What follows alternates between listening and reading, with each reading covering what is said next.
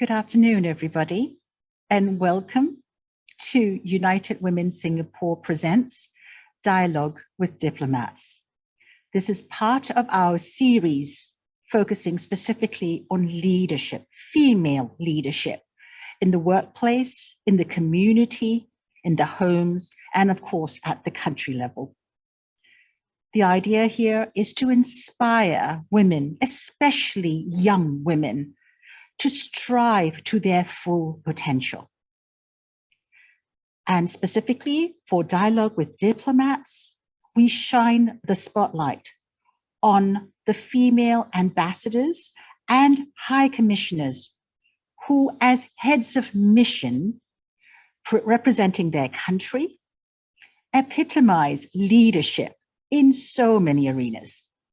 On the diplomatic front, in trade negotiations, on the business front, at a societal level, arts and culture, humanitarian relief, and many others, including community outreach too. I am delighted today to introduce you to Her Excellency Cara Owen, British High Commissioner to Singapore, and she's going to spend the next hour with us. Cara, welcome, and thank you for doing the session with us today. Georgette, I am absolutely delighted to be here. I'm really excited about the conversation that we're just going to have, and I suspect, as always, I will learn as much as I impart from the conversation, including, if I may say, from you, who I think is a leader who's inspired so many people throughout your career. Thank you, Cara. I think we're in for a real treat. And I know we have many young ladies who've signed up, especially today. We've got a young audience, and a number of them have actually sent in some questions that we're hoping to be able to incorporate and find time to answer in the course of our discussion and dialogue. So let's dive straight into this, Cara. And I know a lot of people, and I know I've had a couple of questions specifically geared towards this. Everybody wants to understand what inspired you to take this journey. Tell us a little bit about this journey that ended up here in Singapore. Did you study for it? I guess one of the questions. What subjects did you take? Did you know you were going to do this? Everybody's fascinated. Well, thank you, Georgette, for asking that, and to the people who sent in the question. So I think my journey towards diplomacy probably started when I was about 16. And very often you will hear when people tell their story, there will be some comment that was made by somebody that an individual particularly respected that made them start on a particular track. And for me, it was my history teacher. I absolutely loved history. I found him really sort of stimulating, inspiring, tough, pushed me to do as much as I possibly could in the academic field. But at one point he said to me, you should think of being a diplomat. And at the time it was highly unlikely as a career choice, given where I grew up, and the type of school that I was at. It wasn't a normal path for somebody to end up in the diplomatic service, and definitely because I grew up in a peripheral area of England, it wasn't like I was going to bump into a diplomat every 5 minutes. So I actually went away, not 100% knowing what the diplomatic service was, looked it up in something called an encyclopedia, which you may remember, but many people on this line may not have come across at all. And then I started to think, goodness, that does sound interesting. And that wormed away in my brain, I think. I went on to study history at university, which is a fantastic way of discovering the successes and failures of diplomats in the past, and of understanding the world that we live in. And by the time I was graduating from university, I was really clear that this is what I wanted to do, because for me it combined a really strong purpose of partly representing my country and trying to bring benefit through my own labours to my fellow citizens, but also the idea, and I hope it doesn't sound too far-fetched, that I was going to be able to do good in my job, and I really believed that could be possible. So I had a very strong public service ethic and also enormous interest in international politics, in the world around me, in travel, in language and culture. So that's how it started. And it brought you all the way to Singapore. Brought me all the way to Singapore, not direct. So I think, if you think, I joined in 1993. So that is what, 28 years, which I find impossible to believe, because any career diplomat will tell you that it goes by in the flash of an eye, because it's one of the most stimulating careers you could possibly think of. Your context is always changing. There are demands on you personally, there are demands on you intellectually and professionally, and you grow constantly. So I have had postings in Hong Kong, that was my first. Hanoi was my second, so you can see a bit of a theme coming out here. I'm a bit addicted to this part of the world. I also went to Paris. I did a short amount of work in Aceh in Indonesia. And at each of those stages, I learned something about being a diplomat and increasingly about leadership, which is a journey that you never stop. So all the time in leadership, you should be trying to learn how to become better. But it's always this high pressure environment that, you know, it is service at the highest level, but you are representing your country. You're always, you know, at the service of your people in that country. And always, again, very conscious of your place in the guest country too, the host country. So tell us a little bit about that type of pressure that you feel in every day. So can I talk a bit about how that works out in Singapore? Would that help? Because it's quite good if we can do specifics, I guess. Yes. So one of the reasons why there's a queue around the block to come and be High Commissioner, British High Commissioner in Singapore, and that I had to really do my homework to make sure that I could compete with those amazing colleagues who also might have wanted this job too, is because the relationship is truly extraordinary. It's extraordinary in part because of our shared history, and because of that there are lots and lots of common touch points, and we have some bits of our systems that recognize each other and make it easy to talk to each other. But it's also really precious and special because we see the world in a very similar way in many ways. Not identical, there are differences, and you have to be able to manage through some of those differences, and I'll say a bit about that in a second. But the challenge in being High Commissioner in Singapore is choosing what to do out of a frillion billion things that you could do. So for me, part of the way of managing pressure is about prioritization. I think it's the business of government to enable other bits of society to go ahead and be brilliant. And so us really saying that works really well, that works really well, that works really well. There we can spot a blockage. And if the two governments, or something not achieving its potential, and if the two governments get together to change something, then it will be even better. So prioritization is part of that.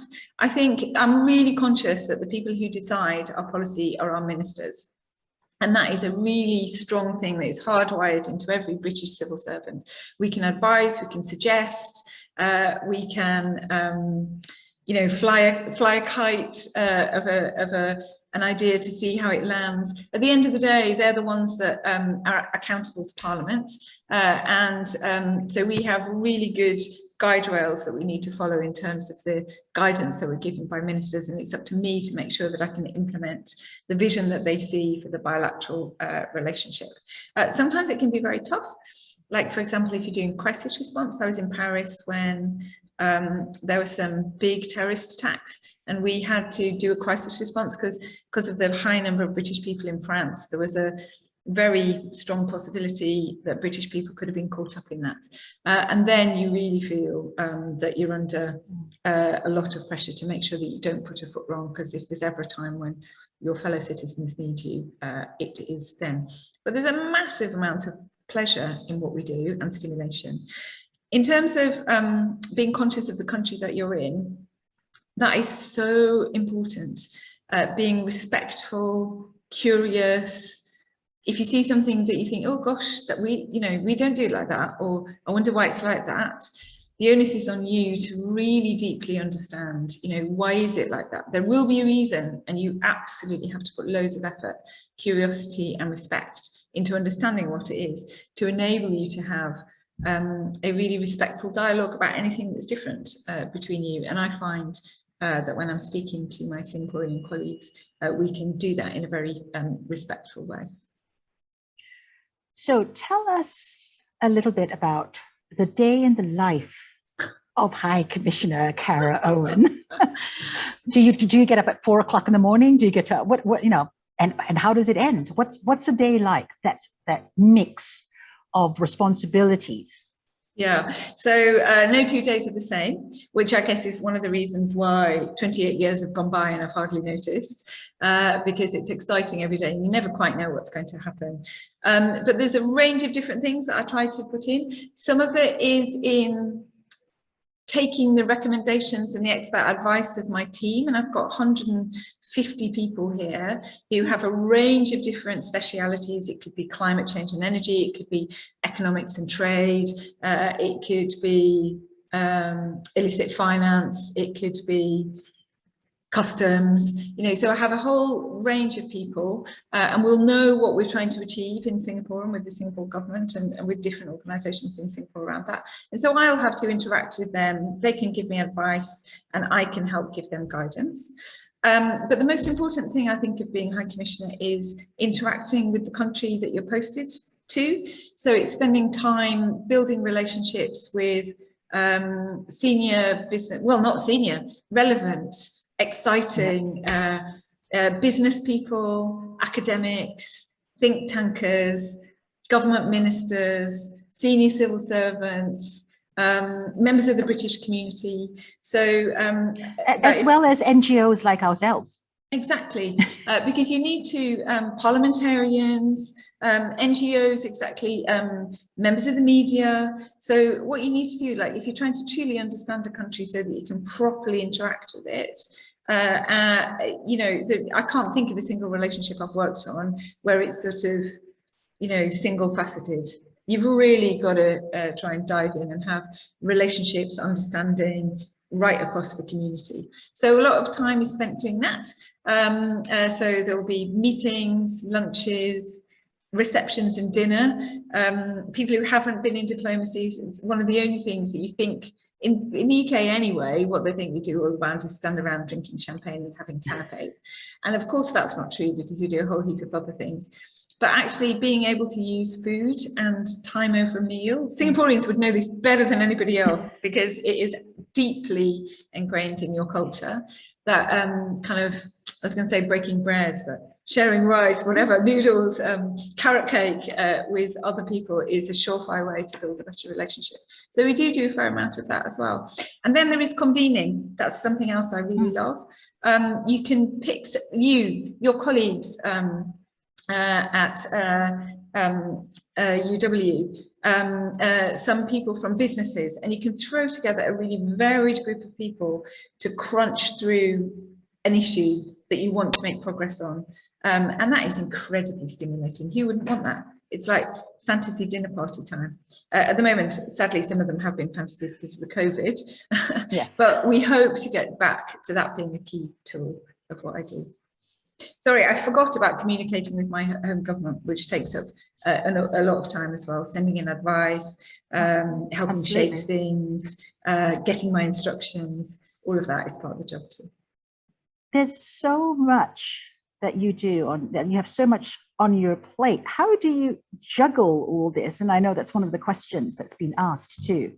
How do you juggle all these, find time for family and yourself? Importantly, because the me time is important. I couldn't agree with you more. And the times when I have forgotten that, because in my mind, I think my hierarchy goes kind of job and kids, kind of like this. And then you probably get husband, sorry husband, and then you get kind of me somewhere down here, and then there's far away family.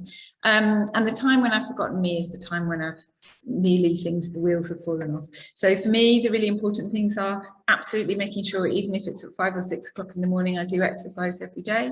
That's a fundamental part of me being able to function at peak performance and of just not going not losing it. And it's a great stress reliever. That's really important. Really making sure that wherever I land, I find some people that really make me laugh. So when everything is getting ridiculous, is there a friend or two friends that I can just go, I just need a walk with this friend and we'll laugh while we're doing it, and I'll feel that everything has got back into balance. So that's really important.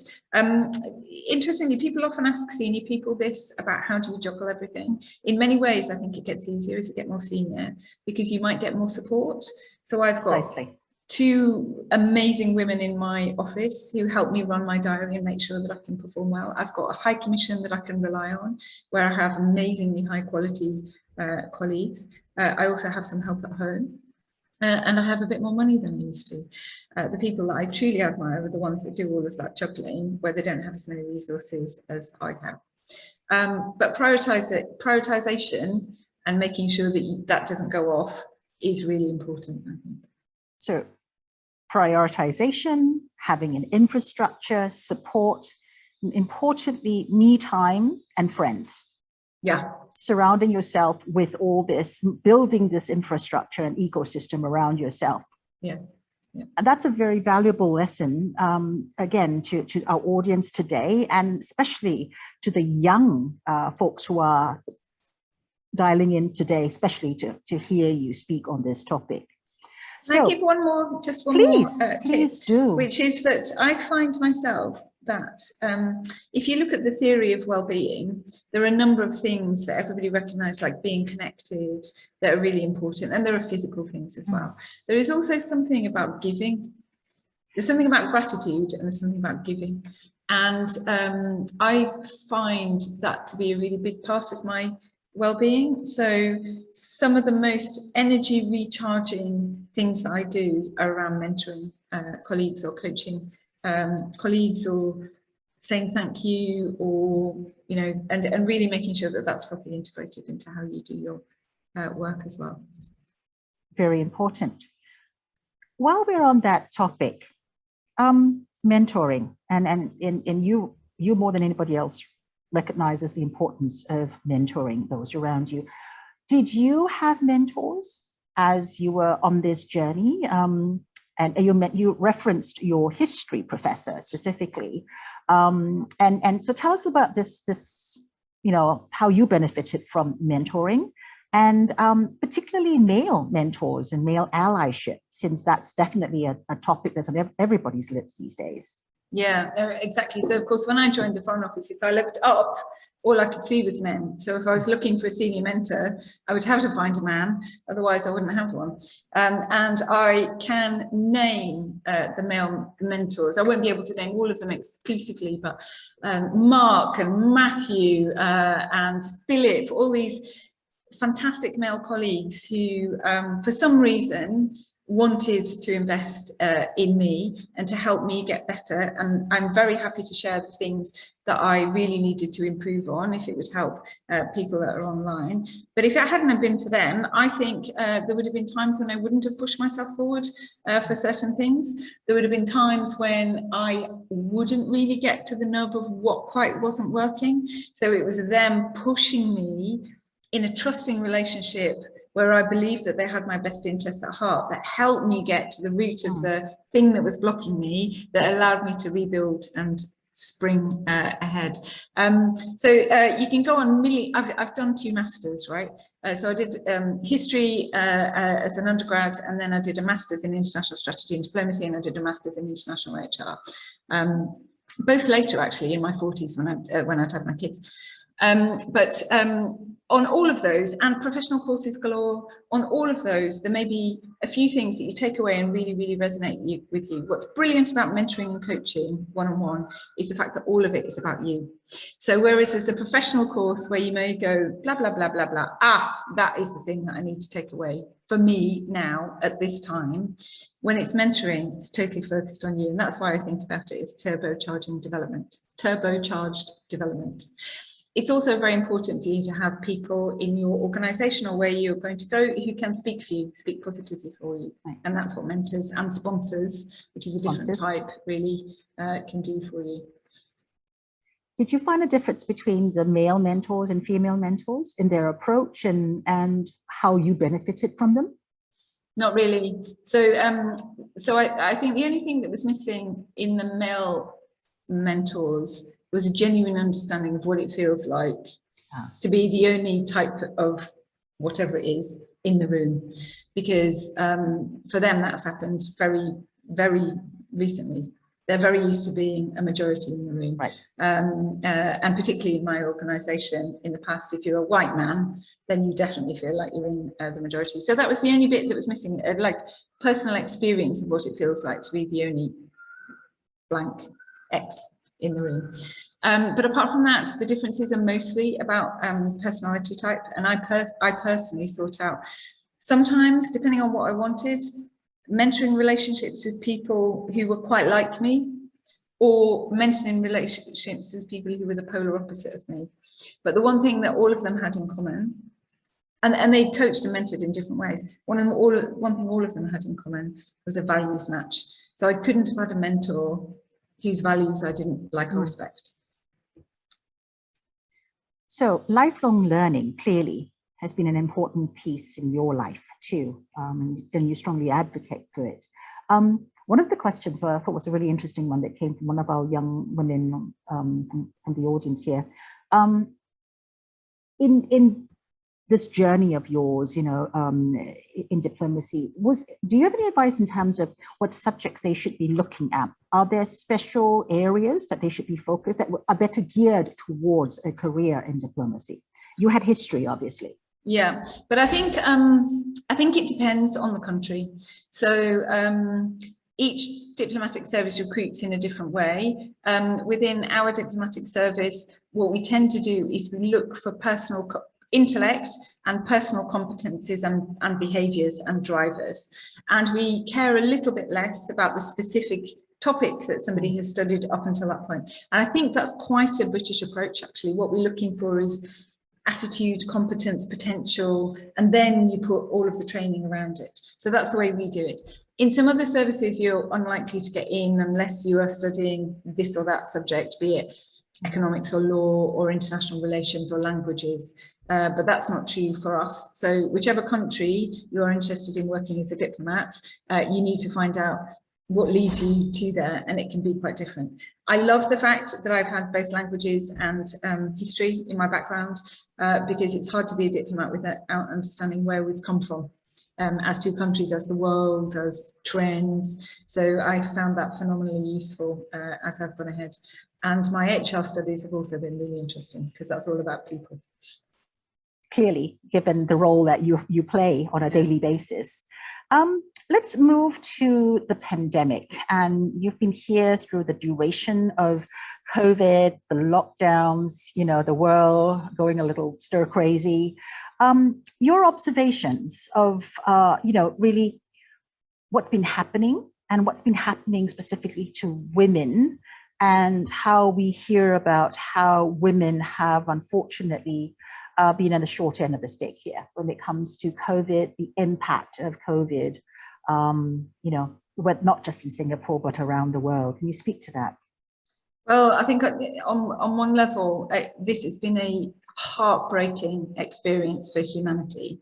So both in terms of the number of deaths, also in terms of the number of significant illnesses that have been, but it's heartbreaking as well because some of the advances that we have been seeing as civilizations have either sort of run into some real challenges or they've actually taken a step back, and that is deeply distressing. So, for example, the fact that even though women are kind of 2/5 of the global workforce, half of the job losses that are related to COVID are of women, and that's just not on. That's not fair, and it's because the particular sectors that they point to traditionally are some of the ones that have been harder hit, or because they've had to take a step back because schools have been closed and other childcare options and childcare facilities have been closed. So it's them that have decided, or alongside their partner or husband, they've decided to take a step back. So that is really challenging. I think there's some terrifying figure of 11 million girls that may not return to education. And one of the reasons that my government, one of the most visible and stable development goals that we have been working on over the last 10 years is girls' education. And the reason we do that is because we know that if every girl on this planet got 12 years of quality education, the world would be transformed.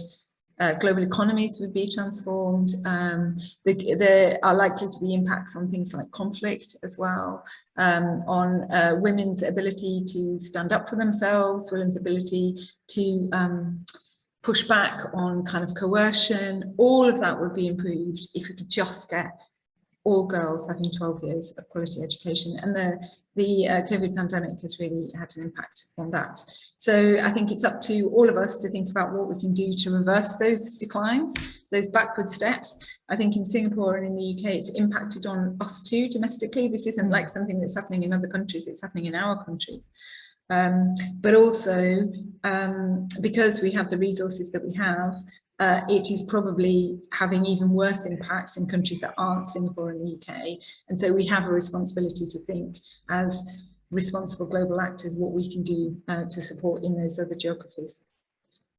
So as you know, and you follow this very closely, Singapore just a couple of months ago released the report on family violence here in Singapore with its 16 recommendations, both in terms of victim support, frameworks, first responder training, and even the rehabilitation of perpetrators. This has clearly been an issue that's been exacerbated by the pandemic. Yeah. We see it here in Singapore. It's been highlighted by the report, and which has taken, close to a little over 20 months to pull together through a joint task force. What are you seeing around the world, and certainly back in the UK? What's similar situations, similar focus? Yeah. So this is very clearly not just a Singapore problem. Of course, it's not. We have seen similar impact. And acting as a society and as a government on this issue is a really, really long-term effort. And I don't think any of us have got all of the answers. And there's a whole range of things that we should be doing, some of which are what I think of as structural. So what does the law say? How are police trained? What does, have you got, I don't want to say victim. Have you got victim support survivors? Rights? You call them survivors these days. Have you got well? Hopefully, if they do survive, yes, because correct. Often there is a very bad outcome to this if it's left to go unchecked. So, have you got the right support? Is it easy for them to find it? Do they feel like they're getting into danger by reaching out for this help and support, which means that they back away from it? So, there's a bunch of structural things, but there's also a bunch of cultural issues that you need to talk through. And I think talking to young men and boys from a very early age about violence, about appropriate channels for what they're feeling, about women and their right to say no, and how women should be treated and respected. And actually, domestic violence obviously doesn't just happen to women, it can happen to everybody. Right. But really making sure that we're having those conversations so that the behaviours are right from the very beginning, I think is important.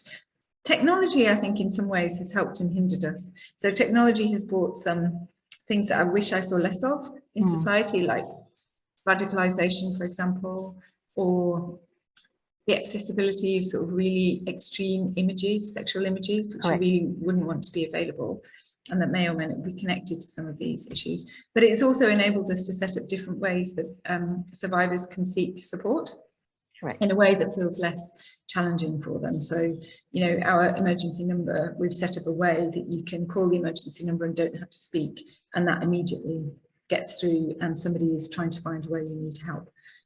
So tech can really help us too. Well, good points. And Cara, that UWS has ourselves, we ourselves are very focused on working with young men, with boys, and helping them find their way through healthy relationships and respect for women in their homes, in their, in their schools, certainly, and in the community, because it really starts when they're young. And for us, it's about breaking that cycle of violence later on. So thank you for being so supportive of that. Let's move on, because you talked about being supportive of girls and women, and a lot of the programs that you yourself support. You're a keen advocate in this space. I know we've worked with you with the High Commission here in Singapore on a couple of occasions to reach out to the community and young girls too. So has this always been something that you've had an interest in yourself? Actually, no. So I've gone on a journey of becoming more and more feminist, I think. Okay. As I have confronted more evidence and impacts as a fact that it's not a level playing field. Right. So when I first joined, and this is a window into the world of how it was skewed to start with. If you'd have said to me, do you want to join the Women's Association at work? I would have gone, oh no, I don't want to point out the fact that I'm a woman. They might actually notice. So I didn't actually seek that out. And as I've got more experienced and I've seen more things, I've thought it's more and more and more important. And that is about making sure that we're advocating, supporting, pointing things out that aren't right, all of those kind of issues. But also, I think, and I wish this would happen in schools as well, one of the most satisfying changes in my lifetime, and Georgette, you may have noticed this too, is that the power of women, the power and support within women's networking has just transformed. It's one of the biggest joys of my career, that whatever difficult situation I am faced in or new circumstance I'm faced in, if I can actually use the power of women's networking, I will feel more supportive, learn more things, find it easier to achieve stuff.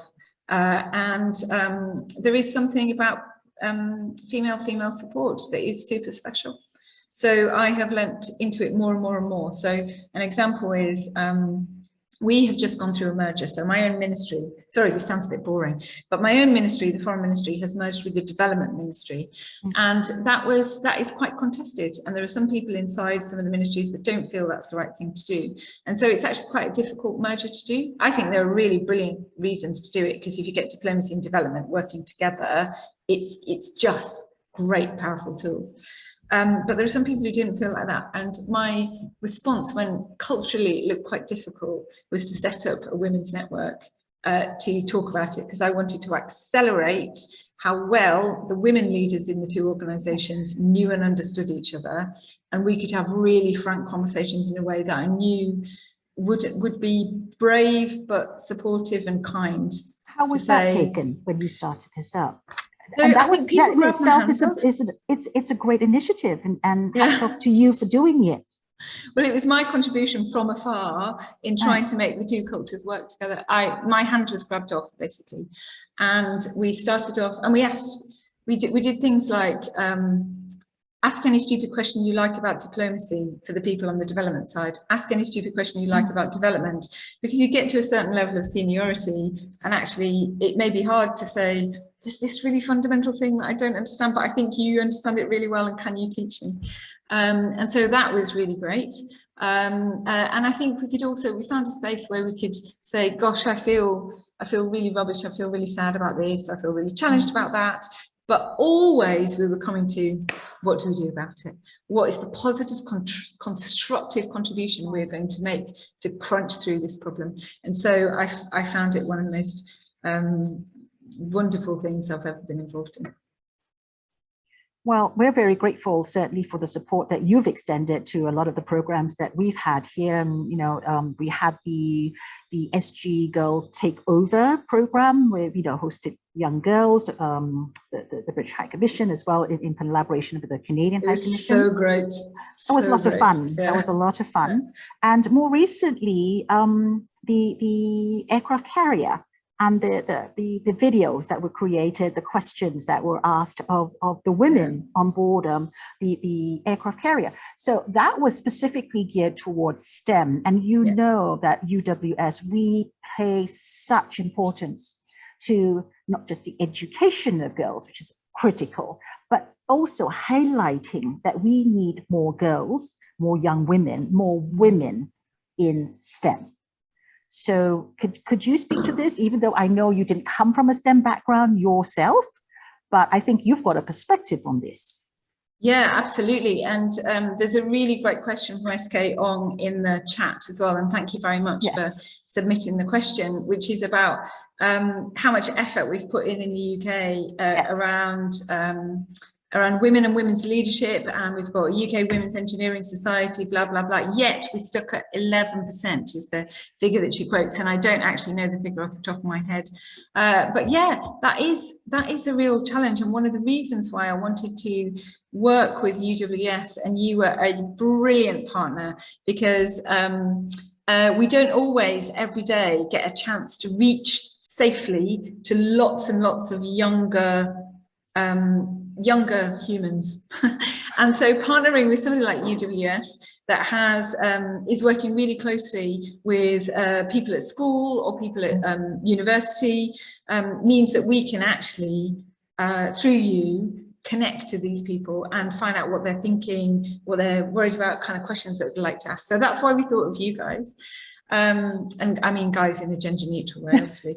But what was great is we got the questions back very quickly. What do people want to know? And what I think the video that we produced, and maybe we can share it with people later, showcases even in an environment where you might think it is super masculine, like an aircraft carrier. Traditionally, when I was growing up, I wouldn't have expected there to be very many females on there.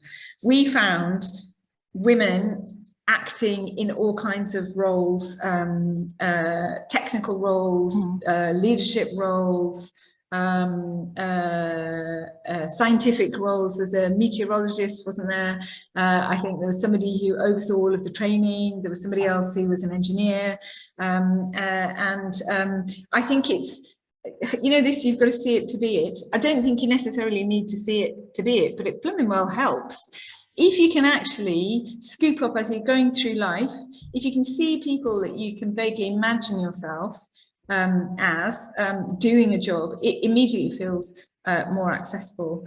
And so that is the reason why I think the fact that now the UK has female ambassadors in Washington, Paris, Berlin, Beijing, Moscow, Canberra, Ottawa, Singapore, you know, that is going to completely change what it looks like for the young diplomats coming up. But STEM is really important. And I think for us, we do continue to have a challenge. And I fear that we lose our people too young. We lose our girls too young. They count themselves out too early.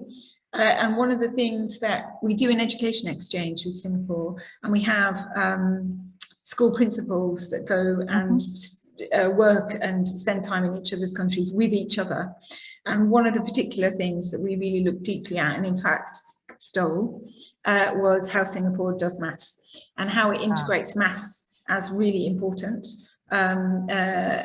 all the way up, and how it keeps people interested and how it prizes scientific and engineering careers.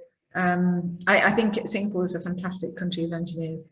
That's one of the reasons why a lot of the policy making looks a bit different to ours, because you've got loads of engineers that's in policy making, and the way engineers think and the questions they pose, and the fact that you can't get anything over on them with a bit of blah, blah, blah. You know, I think it's a real strength in any organisation. And we haven't got it right, and we've got loads to learn. But if you look at COVID, so some of the biggest heroes in the UK of the COVID response have been females. And they've been female scientists. So Sarah Gilbert at Oxford, who was really critical in developing one of the early vaccines off the block, a traditional vaccine, but the one that is being sold at not-for-profit rates, the Oxford AstraZeneca one, right, which is going to is the single biggest player in changing the fate of the world on this virus, a woman. The woman that ran our own vaccine program, you know, those kind of people have really been front and center as, I think they may have even developed a Barbie of Sarah Gilbert, and that really shows how times have changed. You should check that out. Yeah. Well, you know, a couple of things. One, our research has shown, UWS's research has shown, it's not a competency issue. Girls are highly competent in the STEM space, STEM arena. It's confidence. So we need to work at the confidence level. We also need to ensure that they get the right support. So support here and encouragement comes from family, and that recognition, to your point earlier about the culture, the mindset, having that support at a family level is a huge boost to starting the girls earlier in STEM and keeping them on that STEM path. So thank you, SK. So Kim happens to be one of our STEM ambassadors, an engineer herself, and she has been supporting us for many, many years. So that question came from her, and we are extremely grateful to SK for her support. Can I just add one more thing to that? Please, I've got two girls. Please. And it was my husband. You pointed out I don't come from a STEM profession. I could have. Because I was absolutely fascinated by maths and science as well, and it was painful for me to decide which way to go when I got to 16, 17, 18. But my husband says to me, he said, do you know, the most dangerous sentence that I never want to hear from them is, I'm no good at maths. And so he has made it his absolute purpose to ensure that they never say that, and whatever support it is, to help them make sure they've always got that access into scientific subjects through developing a level of competence and competence in one of the fundamental building blocks. So you'll never hear in our house, I'm not good at maths. Well, again, the importance of support and encouragement, right? Right there from the family, because that's going to make a huge difference. Now, keeping to STEM in that space, I know for a fact that this topic is very close to your heart, sustainability. You're absolutely passionate about it. So why don't you tell us a little bit about how you feel about sustainability and your view on the changes that have been taking place, particularly in the last few months, maybe a couple of years, on the recognition of the importance and criticality of addressing the sustainability issue. Yes, a bit like girls' education. It's, if we want to continue to live on this planet, it's a total no-brainer for me, and I've become more and more convinced of that the more I've looked at the impacts of climate change, environmental degradation, destruction of biodiversity. I've just become utterly convinced of that. And I think that we've been through lots of different phases where I think at certain points different geographies have been talking past each other.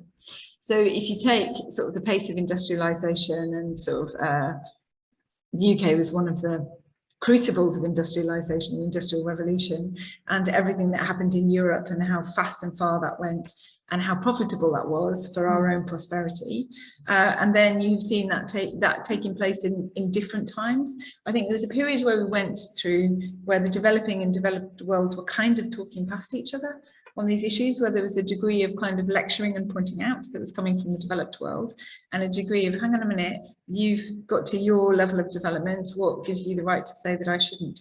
But I think what's happened recently is that everybody has done better at counting the costs of not living sustainability, counting the true costs.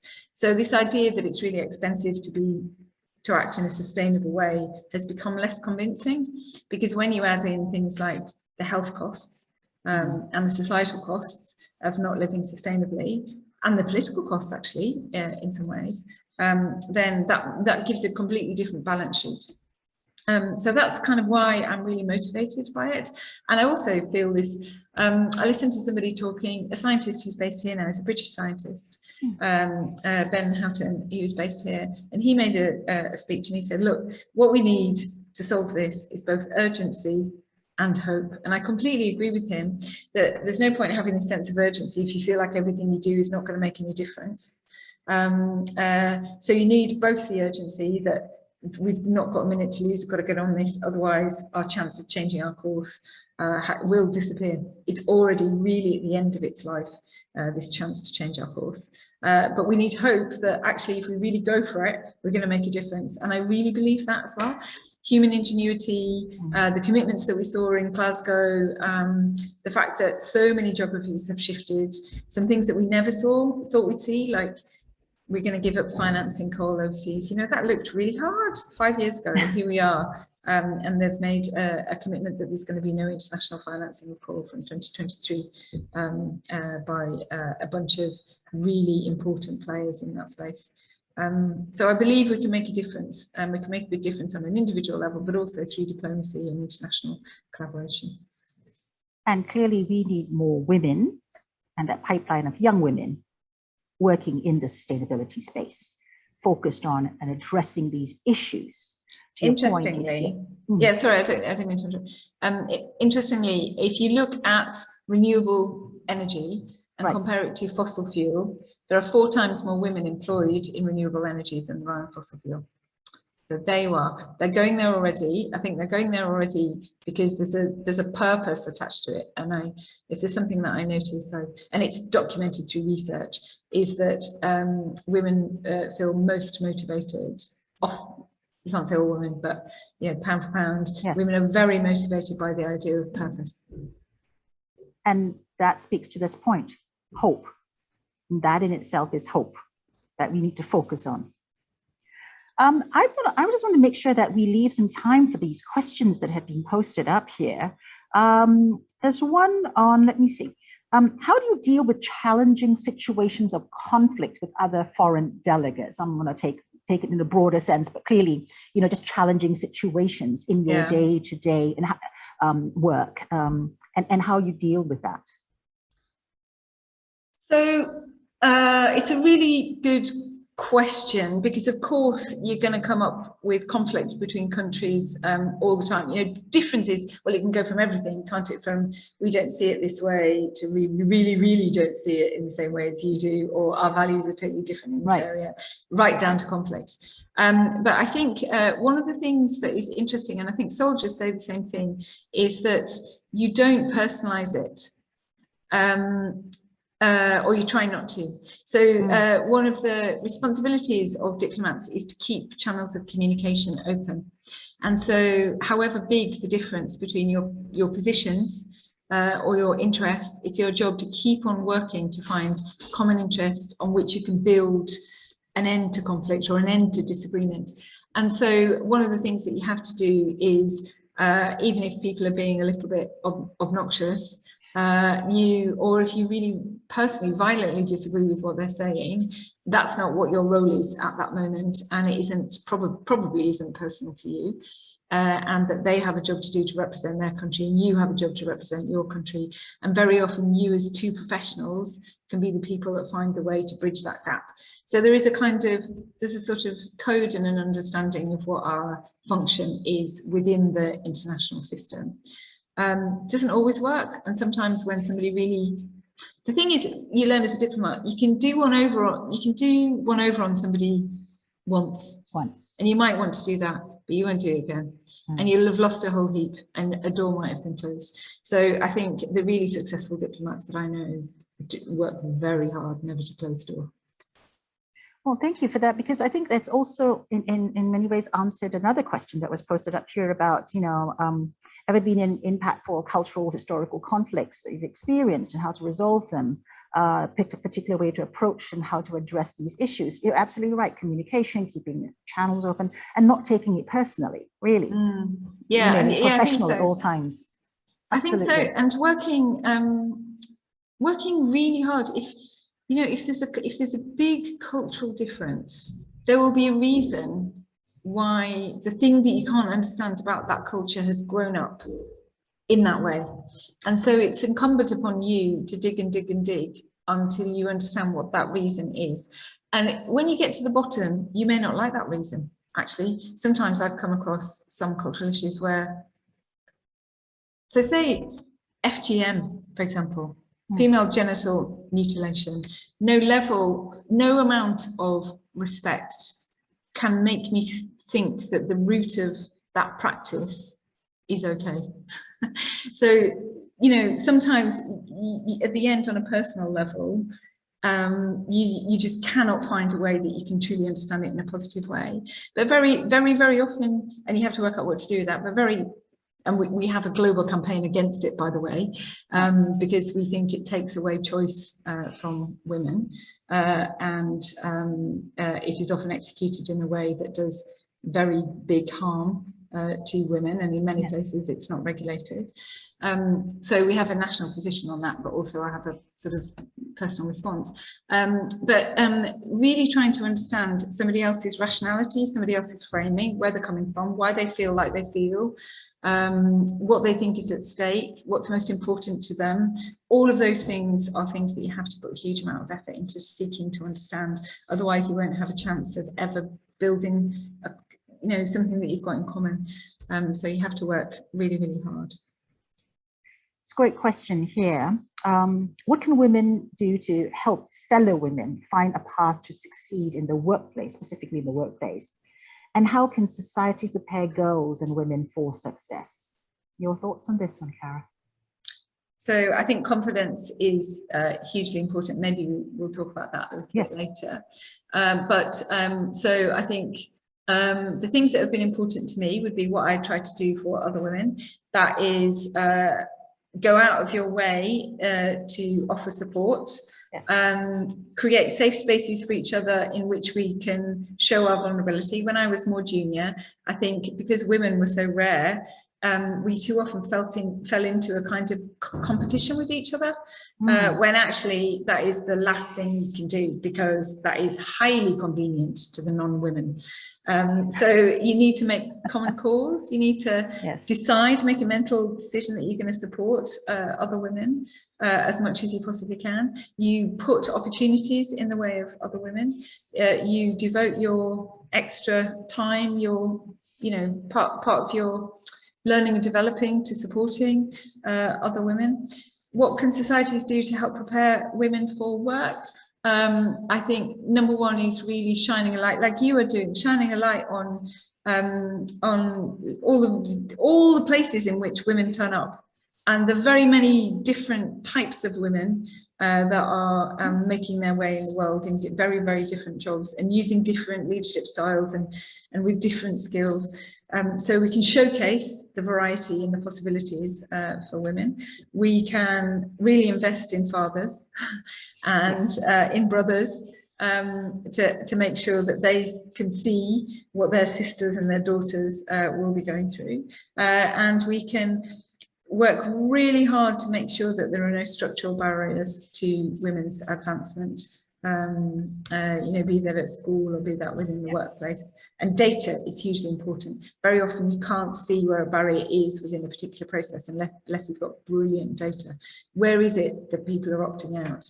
Where is it that women are not progressing? So what's wrong, given that women have got just as much competence as men? What is wrong with that process or that gateway that is stopping women putting themselves forward or getting through a particular process? A question has popped up, and this is the latest one. It's a fun one. Do you see any difference in male and female diplomats in their approach, I guess, and their, the way in which they handle matters and their mindset? Or does it not make a difference? So the biggest difference is personalities and personal preferences. I think there's a certain, I have seen the sort of feminization of my own organisation, and perhaps by way of answering that question, I can tell you what I think is the difference between what it was like and what it is. Okay. So, and this isn't to generalise about men and women, but for example, I think my organisation and the people within it are now far more ready to show a human side than they were before. And that has helped make us less aloof and distant from the people and the communities that we're trying to work with. I think we are more ready to admit mistakes now than we used to be. And I think that is because very often women might have more courage in saying, do you know what? I did this thing and it was a mistake and this is what I learned from it. And then you go on. So I think that's much more likely to happen with us. And I think really going out of your way to, like I said, in a potentially conflictual situation, build rapport, build common cause. I think that is something that I've seen women diplomats do absolutely naturally. We have certain things that are open to us as well in doing our job, and certain things that are less open to us. So I think, you know, how many times I've been invited to play golf, for example, since I've been here. Okay. Not so much. I bet you my male colleagues have been. Bet you. But I can be invited along to a really amazing sort of women's event where you find decision makers. And this has happened in the Middle East, for example, where people might think that female diplomats might struggle. Very often, including on trade and investment, it's females in a family or females in a company that are making the real decisions. And actually, you're most likely to get to those people if you've got a female diplomat.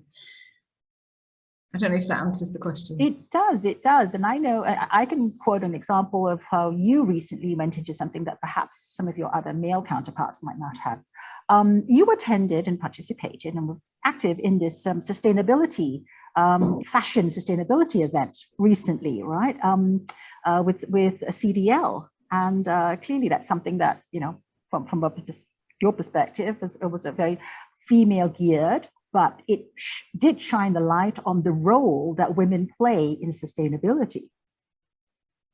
Yeah, and it's not just in fashion, but, well, number one, I think Esther Ann has been battling away on sustainability for longer than many people in Singapore. Agreed. And I tend to, when Esther says to do something, I tend to do it.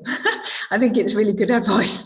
But I think, you know, these are, and by the way, the panel wasn't all female. There was a man on the panel as well. So this isn't just a female issue, but it did happen to be very heavily female, didn't it? And women will often make fashion decisions for both themselves and for the men in their lives as well. So I think women as purchasers, women as taste shapers, I think they're really important. Women as designers, some fabulous Correct. Singapore female designers and British.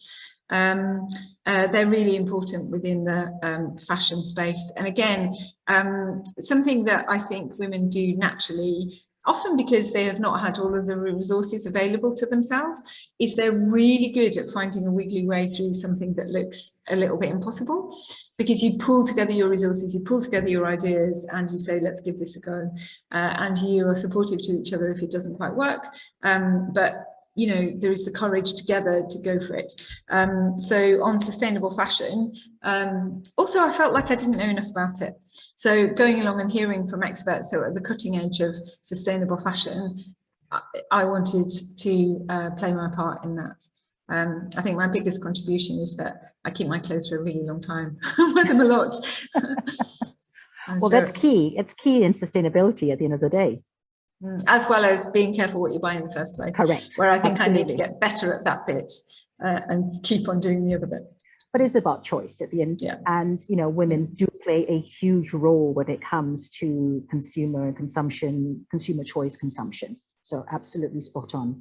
I'm conscious of time, but I won't let you go until I ask you the last question. Advice for the audience, of course, but particularly one question. If you hadn't taken the path of being a diplomat, where would you be today? What would you be doing? So if I think back to what I really thought about when I was growing up, so my first dream was to be an astronaut, STEM. My second interest was to be a forensic scientist. STEM. STEM. And then I just couldn't deny the pull of both public service and history. So this is what I ended up doing, but something I feel really passionate about. So I'm passionate about sustainability. I'm passionate about women. I'm really passionate in my own country as well about social mobility.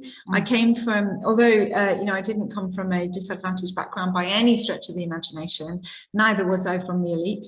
And many of the people I went to school with were almost stopped before they started. Because of particular circumstances. And I found that a terrible shame, because I could see lots of really talented people who for some reason self-limited, didn't have the means, whatever, didn't have the exposure, didn't have the opportunity. So I feel really strongly that that is a stupid way to run a country.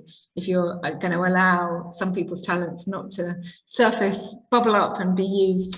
So I think I would probably be doing something on that side. On advice, I think the two things that I would tell my younger self is, number one, networks are everything. And I don't mean that in a really bad, what do I mean, nepotistic kind of way. I don't mean that. I mean that who you choose to meet, stay in touch with, put effort into, is really, really important, because most people are wired up to help. So if you want to get support in doing something, be that learning something, trying something out, or trying to form a new business relationship or something, if you ask, people will normally say yes. And so actually thinking about who you're meeting, how you keep in touch with them, not in a kind of Machiavellian way, but in a sort of, what docks with me, who do I genuinely get on with, who do I see eye to eye with, who should I support, is really important as you're thinking about it. And the second thing is resilient confidence. So if you have what you think of as a challenge with self-confidence, don't delay. You need to take action on that early, because you need resilient confidence to perform to the best of your ability, for your own benefit and also for your team's benefit, increasingly important as you're a leader. But you also need resilient confidence to be able to bounce back. And again, parents are really important. I know that my parents gave me a level of self-esteem that enabled me. I was already at a head start. Even if I haven't always had resilient self-confidence, I've had that at the very base. So I think finding a way to become resiliently confident is very, very important. Thank you. So I'm going to squeeze one last question here, because Dialogue with Diplomats is all about amazing women and inspiration. Is there somebody that you want to name, male or female, who's inspired you personally? It could be Singapore here, it could be in the UK, it could be family, anywhere around the world. Who's inspired you, Cara? Well, of course, thinking about Singapore diplomats, there are several. Chan Heng-chi, it's just amazing what she did, how she got to that position, the respect that people have for her, absolutely amazing. There's a Singaporean who is not a Singaporean diplomat but works in the UN system, who's just been named special UN envoy to go to Myanmar. How amazing is that? In my own system, yes. Nolene is amazing. Yes. Nolene. In my own system, we have one of the most amazing linguists, who is our ambassador in Beijing, who speaks Mandarin, Cantonese, French, German, Russian, all to a very high level, and she's doing, I think, an amazing and difficult job sometimes in Beijing. Mena, our first ambassador in Paris, Karen Pierce, who's our first female ambassador in Washington, who does the job with she combines flair, fashion and toughness, and enormous sociability and bonhomous way of working that is really really effective. So there are lots. I don't have to look far. And my own colleagues, every day, my team here, every day I look at what they know and what they can do and how brave they are and how imaginative and creative they are, and I feel inspired every day. Well, Cara, know that you are an inspiration to many women here. Definitely for those who are with us today, we've hardly lost anybody throughout the whole session, and that really speaks to how engaged you were, how authentic you were in this dialogue. And we are extremely grateful to you, Cara, for all the work that you've been doing at the diplomatic front between our countries, but also on the personal front that you've extended to United Women Singapore. So thank you again for the time. I know that there were some questions that didn't get answered, but I think you have agreed that if there are questions that some of our viewers would specifically like to have addressed, we'll take them and we'll certainly get them onto yourself.